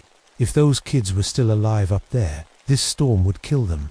I grabbed my gear from the rack by the door. Winter rescue pack, emergency shelter, extra food, medical supplies. My snowshoes were already strapped to my backpack. The snowmobile was gassed up and ready. I had maybe 6 hours before the storm hit full force. Wendigo stories, I muttered to myself, remembering what old Joe Crowfeather had told me last month. Blackfoot campfire tales to keep children from wandering. Cannibalism myths. Joe was a tribal elder who sometimes helped with search and rescue. He'd pulled me aside after a training session, his weathered face serious. That area around Blackstone Peak, he'd said. Our people have stories, old stories, about the hunger that walks in winter. I'd nodded politely and filed it away with all the other local folklore. Every mountain range has its monsters. Bigfoot, mountain lions that walk upright, spirits that lead travelers astray. Part of being a ranger is knowing when to listen to local wisdom and when to focus on facts. Facts were what I needed now, for missing skiers. Incoming storm. Time. Running out, the snowmobile roared to life, and I headed up the mountain trail. The morning air was crisp and still, but I could smell the storm coming, that metallic scent that meant heavy snow. My breath came out in white puffs as I climbed higher, following the packed trail that led toward the mining camps. Blackstone Peak got its name from the old copper mine that operated up there in the 1880s. The mine played out quick, but the trails remained. It was good skiing country in winter, if you knew what you were doing. The college kids had filed a proper backcountry permit, marked their route on the map, given a reasonable timeline. They seemed to know what they were doing. So where were they? The trail began to climb more steeply, winding through stands of pine and aspen. I kept my eyes open for any sign of the group ski tracks, abandoned gear, anything. The snow was deep but not impossible. Perfect powder for skiing. Actually, the kind of conditions that made you want to stay out longer than planned. Maybe that's all this was. Maybe they'd found some perfect hidden valley and decided to extend their trip. Maybe their radio had died, or they'd forgotten to check in. Maybe I'd find them safe and sound, embarrassed about causing trouble. But the voice on the radio this morning, my own voice, had mentioned someone following them. I didn't remember saying that. I didn't remember making that call at all. The snowmobile's engine echoed off the mountain walls as I climbed higher. Behind me, the sky was darkening fast. I found their tracks 2 hours up the trail. The ski marks were clear in the snow for sets heading up toward the mining camp. But something was wrong. About 100 yards before the camp, the tracks just stopped. Not gradually, like they'd taken off their skis to walk. The parallel lines ended abruptly, as if all 4 skiers had simply vanished mid-stride. I stopped the snowmobile and got out to look closer. The tracks were definitely theirs. I could see the different ski patterns, the varying depths that showed different weights and skiing styles. But they ended at the same spot, all 4 at once. There were no signs of a struggle, no other tracks leading away. Just empty snow beyond that point. I looked up toward the mining camp. The old cabin was maybe 50 yards ahead, barely visible. Through the trees, if they'd made it that far, they would have left some trace. The wind was picking up, and the first flakes of snow were starting to fall. I had to move fast. I put my snowshoes on and followed the ski tracks on foot, looking for any clue I might have missed from the snowmobile. The snow was about 3 feet deep, perfect for skiing but hard to walk through even with snowshoes. The tracks were clean and straight, no sign of panic or hurry, until they stopped. I knelt down and studied the end of the tracks more carefully. The snow was disturbed here, but not in a way that made sense. It looked like ... like the skiers had been picked up. lifted straight up out of their tracks, but that was impossible. A gust of wind hit me, carrying a strange smell, sweet and sick, like meat that had gone bad. I stood up and looked around, but I couldn't see where it was coming from. The mining camp was just ahead. Time to check the cabin. The old structure was still solid after all these years. Logs chinked with mud and moss, a stone chimney, windows that had been boarded up decades ago. The door was hanging open. That was wrong. The door should have been closed, even if it didn't latch properly. In this kind of cold, even experienced campers would never leave a door open. I approached carefully, my hand on the bear spray attached to my belt. The smell was stronger here, that sweet sick odor that made my stomach turn. "Hello," I called. "Out. Anyone in there?" No answer. I stepped inside and immediately saw the mess. The cabin had been tossed like someone had been searching for something. Sleeping bags scattered, backpacks opened and emptied, camp stoves and cookware thrown around. But it wasn't random destruction. There was a pattern to it, like someone had been looking for food. I found their gear. 4 backpacks, 4 sets of skis propped against the wall, extra clothes hanging from the rafters. Everything was here except the people, and except their food. Every food container had been opened and emptied, not just eaten, demolished. Cans had been torn open with what looked like claws. Plastic containers were shredded. Even the emergency rations had been consumed, wrapper and all in some cases. But the worst thing was the smell. Now that I was inside, I could tell it was coming from the fireplace. I walked over and looked inside. Bones. Scattered around the cold ashes were bones that had been gnawed clean. Small bones, rabbit, maybe, or squirrel. But they'd been cracked open, the marrow sucked out, and the tooth marks on them. I'd seen animal predation before. Bears, mountain lions, wolves. This was different. These tooth marks were human-sized, but wrong somehow. Too sharp, too deep. I took pictures with my camera, then looked around the rest of the cabin. In the corner, I found a small notebook. I opened it and saw neat handwriting in blue ink. Asterisk, day 1. Made it to the cabin, no problem. Weather's perfect. Snow's great. Planning to hit the back bowls tomorrow. Sarah, day 2. Found some awesome runs on the north face. Mike's being weird about the food. Keeps checking our supplies like he thinks someone's going to steal them. Otherwise, great day. Sarah, day 3. Food's running low. We brought enough for 5 days, but somehow we're almost out. Mike says he's not eating it, but someone is. Johnson keeps staring at the rest of us during meals. Makes me uncomfortable. Sarah, day 4. This is Sarah. I'm scared. Johnson killed a rabbit with his bare hands this morning. Ate it raw. Said the cooked food wasn't enough anymore. He keeps talking about being hungry, but he's eating more than the rest of us combined. Mike and Jenny want to leave, but Johnson won't let us. Says he's not done eating yet. Day 5. Johnson's changing. He's taller than he was, and thinner. His fingernails have grown long and sharp. He doesn't talk much anymore, just whispers about being hungry. Always hungry. He's looking at us like we're food. Day 6. Jenny's gone. We woke up and she was gone. Johnson was sitting by the fire, smiling. There was blood on his hands. He said she went to get more food, but she would be back soon. Mike tried to leave, but Johnson stopped him.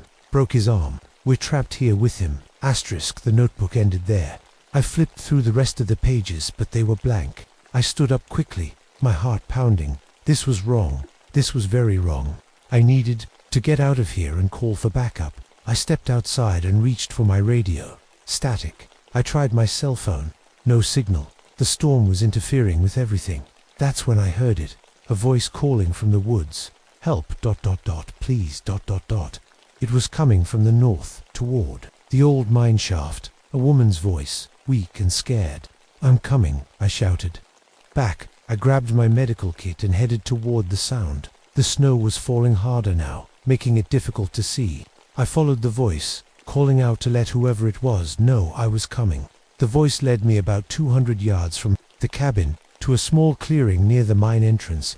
That's where I found her. She was lying in the snow, partially buried. A young woman, maybe 20 years old, wearing a bright blue ski jacket. She was alive but barely conscious, her skin pale with cold and shock.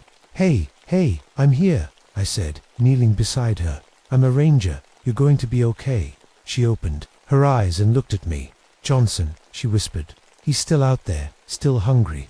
I started checking her for injuries. She was hypothermic, dehydrated, but alive. No obvious broken bones, but there was something wrong with her left leg. When I rolled up her pant leg, I saw the bite marks. Human bite marks. Recent ones. We need to get you out of here, I said, pulling out my emergency blanket. Can you walk? She shook her head. He's coming back. He said he'd be back when he gets hungry again. I wrapped her in the blanket and activated a chemical heat pack. The storm was getting worse. I could barely see the cabin from here. Who else is with you? I asked. Where are Mike and Sarah? Her eyes filled with tears. Gone. Johnson. ... He was so hungry. Always so hungry. He ate them. That's when I heard the sound. A low whistle, like wind through trees. But there was no wind. It was coming from the direction of the mine shaft. The woman grabbed my arm with surprising strength. He's coming, she whispered. He smells you. I looked toward the mine and saw something moving in the shadows. Something tall and thin, walking with an odd, jerky gait. Can you move? I asked urgently. She nodded, and I helped her to her feet. We started back toward the cabin, but the thing in the shadows was moving faster than we were. It stepped into the clearing, and I got my first good look at it. It had been human once. I could see that much, but it was wrong now. Too tall, maybe 8 feet. Too thin, like it had been stretched. Its face was gaunt, the skin pulled tight over sharp cheekbones. Its eyes were yellow and hungry. But worst of all, I recognized it. The face was familiar from the missing persons photos. Johnson, one of the missing skiers. He smiled at us, showing teeth that had been filed 2 points. More food, he said, in a voice like wind through dead leaves. Still so hungry. I didn't hesitate. I grabbed the woman under her arms and started half carrying, half dragging her toward the cabin. Behind us, Johnson, or the thing that had been Johnson, let out that whistling sound again, but louder now. Hungry. The cabin, I gasped, struggling through the deep snow. Get to the cabin. The woman, Jenny, I realized, from the notebook, was trying to help, but her injured leg made it difficult. We stumbled through the snow, the storm getting worse with every step. I could hear Johnson behind us, but he wasn't running. He was taking his time, like he knew we couldn't escape. The sound of his feet in the snow was wrong too light for something that big, like he barely weighed anything at all. We made it. To the cabin door. I shoved Jenny inside and slammed the door behind us, throwing the old iron latch. It wouldn't hold for long, but it was something. What is he? I asked, breathing hard. Jenny was shaking, and not just from the cold. We were starving, she said. The food ran out on day 3, but Johnson kept eating. He said he found a cache of supplies in the mine, but when we asked to see it, he got angry, started acting strange. Outside, something scraped against the cabin wall. Long, slow scratches like fingernails on wood. He got taller, Jenny continued, thinner. His teeth grew sharp. He said the hunger was inside him now, and it would never stop. He said he needed to feed it. The scratching stopped. The cabin was silent, except for the wind. Where are Mike and Sarah? I whispered. Jenny's face crumpled. The mine. He took them there, said it was his pantry now. I looked around the cabin. There had to be a way out of this. My radio was dead. My phone had no signal, and the storm was getting worse by the minute. But I had emergency supplies, and I knew these mountains better than most people. Is there another way out of here? I asked. Jenny shook her head. Just the door. And the window. But it's boarded up. The window. I'd forgotten about the window. It was boarded up from the outside, but if I could get the boards off. That's when the whistling started again. It was coming from above us now. He's on the roof, Jenny whispered. I looked up at the ceiling. The old logs were solid, but Johnson was bigger now, stronger, and he sounded like he was looking for a way in. I grabbed my pack and started pulling out supplies. Emergency flares, rope, my avalanche beacon. There had to be something I could use. The whistling stopped. For a moment, everything was quiet.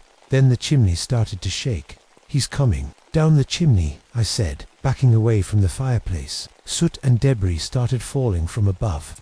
I could hear Johnson working his way down, his claws scraping against the stone walls. I grabbed Jenny's hand. We're going out the window. I ran to the boarded window and started pulling at the boards with my hands. They were nailed tight, but some of them were old, and the wood was starting to rot. I managed to get one board loose, then another. Behind us, Johnson dropped down into the fireplace with a wet thud. I turned around and saw him crouched there, covered in soot, his yellow eyes glowing in the dim light. He was bigger than he'd been outside. maybe 9 feet tall now. His limbs stretched and twisted. His fingers ended in claws that looked like they could tear through metal. "Hungry," he said, and his voice was like wind through a graveyard, so very hungry. I ripped another board off the window. The opening was almost big enough for us to squeeze through. Johnson stood up slowly, his head nearly touching the ceiling. "You smell like fear," he said. "Fear makes the meat taste better." I grabbed Jenny and shoved her toward the window. "Go, now." She squeezed through the opening and dropped into the snow outside. I was right behind her, but as I started to climb through, Johnson grabbed my leg. His claws went right through my pants and into my flesh. I screamed and kicked at him with my free leg, but he held on. He was pulling me back into the cabin. "Let go," I yelled, grabbing onto the window frame. Johnson's face appeared in the window opening, his sharp teeth gleaming. "I've been so hungry," he said, "for so long." I managed to get my bear spray out of my belt and sprayed it directly in his face. He screamed and let go of my leg, stumbling backward.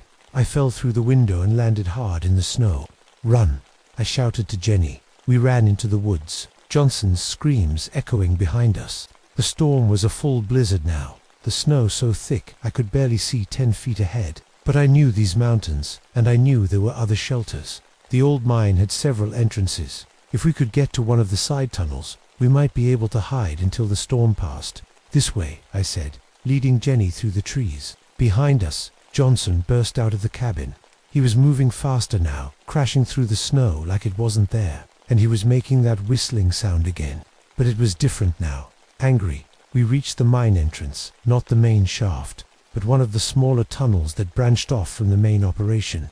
The opening was partially collapsed, but there was enough room to squeeze through. "In here," I said. Jenny hesitated. "What if he follows us? Then we'll be trapped," I said. "But out here, we're already dead." We crawled through the opening into the mine tunnel. It was dark and cold, but it was dry. I pulled out my flashlight and looked around. The tunnel went back about 50 feet before opening into a larger chamber. The walls were rough stone, carved out by hand over a century ago. There were old mining tools scattered around, and the remains of wooden support beams. "Stay here," I told Jenny. "I'm going to check the chamber." I walked deeper into the mine, my flashlight beam dancing off the walls. The chamber was bigger than I'd expected, maybe 20 feet across, and it wasn't empty. There were bones everywhere, human bones, dozens of them, scattered across the floor like someone had been collecting them. Some were old, yellowed with age. Others were recent, still had bits of flesh on them, and in the center of the chamber, arranged in a neat pile, were backpacks, hiking gear, ski equipment. Some of it looked like it had been there for years. This wasn't Johnson's first time. He'd been hunting in these mountains for a long time. I heard Jenny scream behind me. I spun around and ran back toward the tunnel entrance. Johnson was there, his impossibly long arm reaching through the opening. He had Jenny by the ankle and was pulling her toward him. "No," I shouted, grabbing her hands. We played tug-of-war with Jenny's body, but Johnson was stronger, much stronger. He pulled her through the opening like she weighed nothing. Her screams echoed through the mine, then suddenly stopped. I waited in the dark, my heart pounding. The only sound was the wind outside and the distant drip of water somewhere in the mine. Then I heard Johnson's voice, coming from the tunnel. "Entrance. Come out, little ranger," he said. "I know you're in there. I can smell you." I turned off my flashlight and pressed myself against the wall of the chamber. In the darkness, I could hear him moving around outside the tunnel. "I've been so hungry for so long," he said. "Do you know what it's like to be hungry all the time? To never be satisfied no matter how much you eat?" His voice was getting closer. He was crawling into the tunnel. "I remember being human," he continued. "I remember when food used to satisfy me. But that was before the hunger took me. Before I learned what real eating was." I could see the faint glow of his yellow eyes in the tunnel now. "He was coming for me. The others tasted good," he said. "But I'm still hungry. I'm always hungry now. And you're going to help me with that." I had to do something. I couldn't just hide in here and wait for him to find me. I thought about what old Joe Crowfeather had told me about the Wendigo stories, about the hunger that walks in winter. In the stories, there was always a way to fight back. There had to be. Sacred tobacco. That was what Joe had mentioned. The Blackfoot used tobacco in their ceremonies to ward off evil spirits. I didn't have tobacco, but I had something else. I reached into my pack and pulled out an emergency flare. Johnson's face appeared at the entrance to the chamber, his features twisted and inhuman. "There you are," he said, smiling with his pointed teeth. I pulled the tab on the flare. It burst into brilliant red light, filling the chamber with fire and smoke. Johnson screamed and stumbled backward, covering his eyes with his claws. The light seemed to hurt him, or maybe it was the smoke. I ran toward the tunnel entrance, but Johnson was blocking the way. He swiped at me with his claws, but he was blind from the flare and missed. I ducked under his arm and scrambled through the tunnel opening. Behind me, I could hear him crashing around in the chamber, still screaming. I made it outside and kept running. The storm was at its worst now, but I didn't care. I had to get away from the mine, away from Johnson. I ran through the woods, using the flare to light my way. Behind me, Johnson's screams echoed through the mountains, but I knew he'd follow. He was still hungry. I ran through the blizzard for what felt like hours, but was probably only minutes. The flare gave me enough light to see where I was going, but it also made me a target. Johnson would be able to follow the red glow through the snow. I had to find shelter, real shelter, not just another hiding place. The old ranger station. There was an abandoned fire lookout about a mile north of the mine, built on a rocky outcrop that would be hard for Johnson to reach. If I could make it there, I might have a chance. I stumbled through the deep snow, my wounded leg bleeding and slowing me down. The flare was burning low, and I only had 2 more in my pack. After that, I'd be alone in the dark with whatever Johnson had become. The wind was howling now, and the snow was so thick I could barely see my own hands. But I kept moving, using my compass and my knowledge of the terrain to guide me. That's when I found the cave. It was set into the side of a cliff, the opening, mostly hidden by snow and ice. I almost walked past it, but something made me stop. There was a warmth coming from inside, like a fire was burning somewhere in the depths. I hesitated. Caves could be dangerous, especially in winter. But with the storm getting worse and Johnson hunting me, I didn't have much choice. I squeezed through the opening and found myself in a narrow passage that led deeper into the mountain. The walls were covered with strange markings, symbols carved into the stone that looked very old. I followed the passage for about 50 feet before it opened into a larger chamber. The warmth was stronger here, and I could see why. The walls were covered with paintings. Not just any paintings. These were pictographs, done in the old style with natural pigments. They showed scenes of hunting, of ceremonies, of daily life. But there were other images too, darker ones. Tall, thin figures with claws and sharp teeth. Humans running in terror. Scenes of feeding, of consumption. And at the center of it all, a figure that looked exactly like Johnson, the Wendigo. I'd heard the stories from Joe Crowfeather, but seeing them painted on the walls made them real. This cave was ancient, used by the Blackfoot for generations as a place of warning, a place to remember the danger that lived in these mountains. I walked closer to the paintings and saw that they weren't just historical records. They were instructions, warnings about how to recognize the Wendigo, how to avoid it, how to fight it. And in the center of the chamber, carved into the stone floor, was a circle of symbols, protection symbols. I realized this was a sacred place, a sanctuary. I stepped into the circle and immediately felt different, calmer, stronger. The fear that had been clawing at my chest since I'd found the cabin began to fade. That's when I heard the voice. "You have come seeking the old wisdom." I spun around and saw an old man sitting cross-legged at the far end of the chamber. He was dressed in traditional Blackfoot clothing, his long grey hair braided with feathers and beads. "Joe," I said, recognizing the tribal elder who'd warned me about the mountain. He smiled. "I've been waiting for you, Kit Morrison, waiting for someone to come who could understand. How did you get here?" The storm is just weather," Joe said.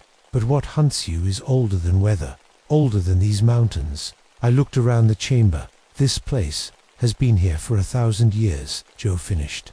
"My people have always known about the hunger that walks in winter. We built this place to fight it." "Johnson," I said, "he's not human anymore." Joe nodded. "The Wendigo takes those who give in to the hunger, who choose to feed on human flesh. It transforms them, makes them into something that can never be satisfied." "How do I stop him?" Joe stood up and walked to the painted walls.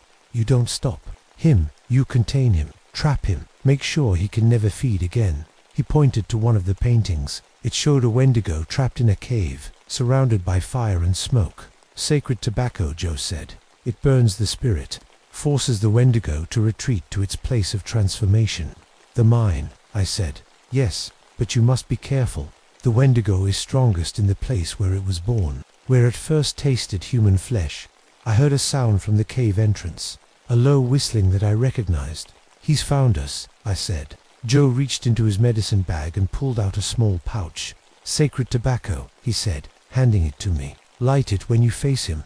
But remember, the Wendigo was human once. There may still be something of Johnson left inside. The whistling was getting closer. Johnson was in the cave, following the passage toward the chamber. What about you? I asked Joe. He smiled. I'll be fine.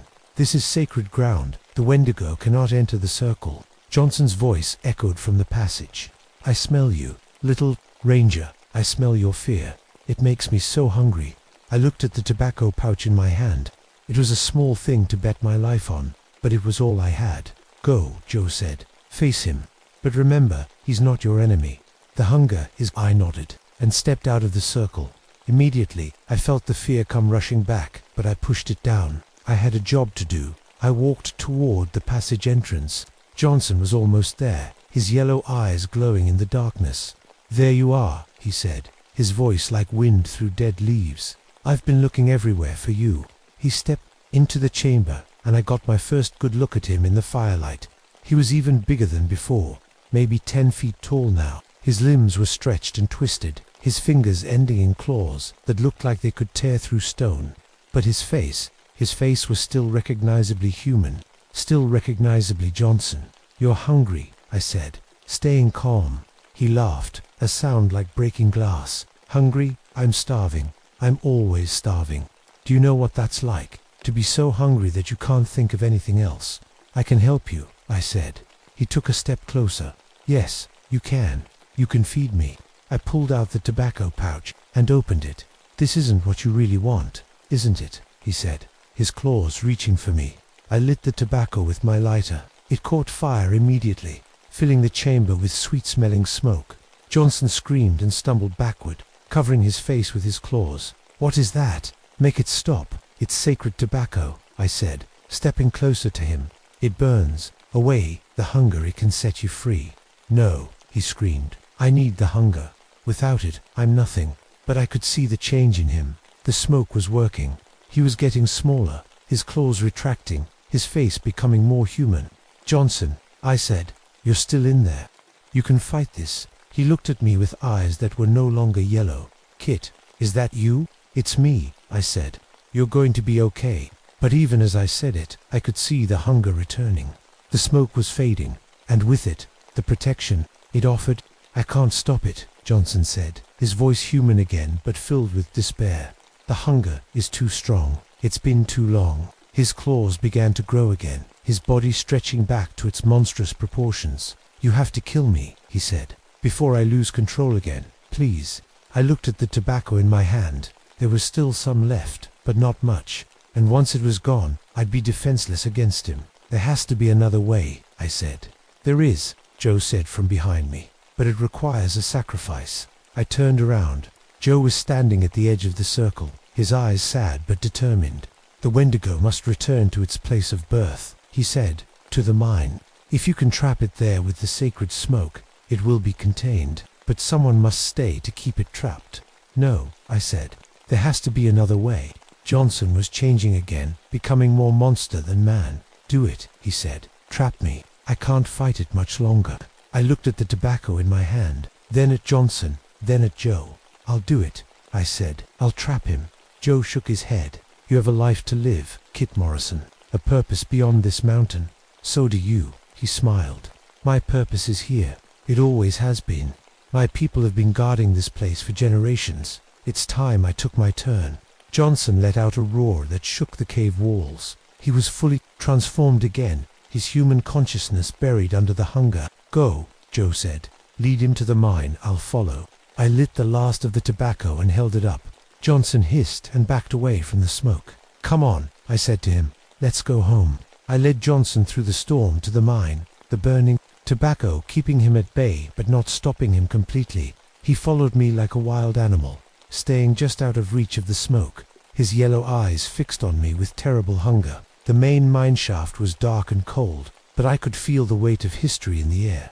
This was where it had started, where Johnson had first given in to the hunger, where he'd tasted human flesh and become something else. Joe appeared at the mine entrance, carrying a larger bundle of sacred tobacco. In the deepest chamber, he said, where the bones are, that's where we make our stand. I led the way deeper into the mine, the tobacco smoke creating a protective barrier around us. Johnson followed, but he was getting more agitated, more desperate. He knew what we were planning. The bone chamber was exactly as I'd left it.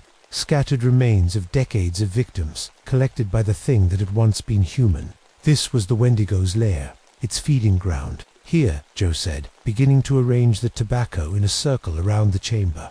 This will hold him. I watched as he worked, creating a barrier of sacred smoke that would trap Johnson in the chamber.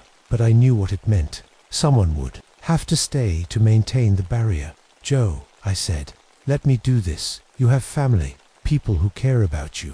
He looked at me with kind eyes. And you have work to do, Kit Morrison. People to save, mountains to protect. This is my work. Johnson burst into the chamber, his claws scraping against the stone walls. He was fully transformed now, 10 feet of hunger and rage and desperation. Light it, Joe said, handing me a torch. I lit the tobacco circle. It flared to life, creating a wall of smoke that Johnson couldn't cross. He threw himself against it, screaming, but the sacred smoke held him back. It's done, Joe said. He's trapped. I looked at the old man. How long will it last? As long as someone maintains it, he said. As long as someone remembers why it's necessary. Joe, ... double quotes, he smiled. This is what I was meant to do, Kit. My grandfather did it before me, and his grandfather before him. We've been keeping the hunger contained for generations. Johnson's screams echoed through the chamber, but they were getting weaker. The sacred smoke was working, forcing him back into the deepest part of the mine. Go, Joe said. Get out of here before the storm gets worse. I hesitated at the chamber entrance. What about you? I'll be fine. This is sacred work, honored work. I took one last look at Johnson, huddled in the corner of the chamber like a wounded animal. For just a moment, his eyes met mine, and I saw something human there. Something grateful. Thank you, he whispered, his voice barely audible over the wind. Then the hunger took him again, and he was lost. I made my way out of the mine as the storm began to fade. The rescue helicopter found me 3 hours later, hypothermic and barely conscious, stumbling through the snow near the ranger station. The official report said that 4 college students had died of exposure and wildlife predation. The mine was sealed as geologically unstable after a localized seismic event caused several tunnel collapses. Joe Crowfeather was listed as missing, presumed dead in the storm. His body was never found. I was offered a promotion and a transfer to a warmer climate. I took the transfer, Death Valley, where it never snows and the sun shines 350 days a year. I kept the promotion quiet, but I took it. Someone had to carry on the work. The official files don't mention the Wendigo, of course. They don't mention the bones in the mine or the sacred tobacco or the ancient cave paintings. But there are other files, unofficial ones, kept by people who know what really lives in the mountains. I've investigated 17 similar cases over the past 20 years. Missing hikers, unexplained disappearances, stories of cannibalism and transformation. Most of them are just stories, but some of them ... some of them are real. I keep a pouch of sacred tobacco in my desk drawer now. Joe's grandson, Robert Crowfeather, makes sure I always have a fresh supply. He understands the importance of the work, even if he's never seen what I've seen. The mine is still sealed. I go back every few years to check on it, to make sure the barriers are holding. The entrance is overgrown now, hidden by 20 years of mountain vegetation. But sometimes, on quiet winter nights when the wind is just right, you can still hear something moving around down there. Something hungry. I train selected rangers now, teaching them what to look for. I call it cultural sensitivity training in the official reports, but the rangers who understand know what it really is. Most of them think I'm just a paranoid old woman who's been in the mountains too long. But some of them listen. Some of them learn, and when the reports come in, missing hikers, strange tracks in the snow, stories of something following travelers through the winter woods, some of them know what to do. They call me Last winter, there was an incident near Mount Rainier. A family of campers found dead, partially consumed, their campsite destroyed. The local authorities blamed bears, but the bite marks were wrong. The consumption pattern was wrong. I drove up there myself, carrying my emergency pack and a large supply of sacred tobacco. I found the cave, saw the paintings, identified the feeding ground. But this time, I wasn't alone. 3 other rangers came with me, people I'd trained, people who understood. We contained the threat, sealed the cave, made sure it couldn't spread. The hunger never dies. It waits in the mountains, patient as stone, looking for people who are desperate enough, hungry enough, to make the choice that Johnson made. And when it finds them, it transforms them into something that can never be satisfied. But it can be contained, it can be watched, it can be stopped. That's my job now. That's what I do. I'm 63 years old, and I've been keeping the hungry things in their caves for half my life. When I retire, someone else will take over. Robert Crow. Feather's daughter is studying to be a park ranger. She knows the old stories, understands the importance of the work. The cycle continues. Last month, I got a call from a ranger in Yellowstone. Ski group overdue. Strange tracks in the snow. Reports of someone following campers. The temperature was dropping, and a storm was moving in. I packed my gear and drove north. The hunger was calling again, and someone had to answer. Someone always has to answer. In my final report, filed away in a locked cabinet that only a few people can access, I wrote, "The hunger never dies. It waits in the mountains, patient as stone. Our job isn't to fight it, it's to never let it feed." But sometimes, on quiet winter nights, when the wind howls through the peaks, I think about Joe Crowfeather, still down there in the mine, still keeping watch, still making sure that Johnson's hunger never escapes into the world. And I wonder how many other guardians are out there, sitting in dark places, keeping ancient hungers contained, keeping the rest of us safe from the things that should never be fed. The mountains are full of secrets. Most of them should stay buried, but someone has to know where they're buried. Someone has to keep watch. That someone is me. And when I'm gone, it will be someone else. The watch never ends. The hunger never dies. And the mountains remember everything.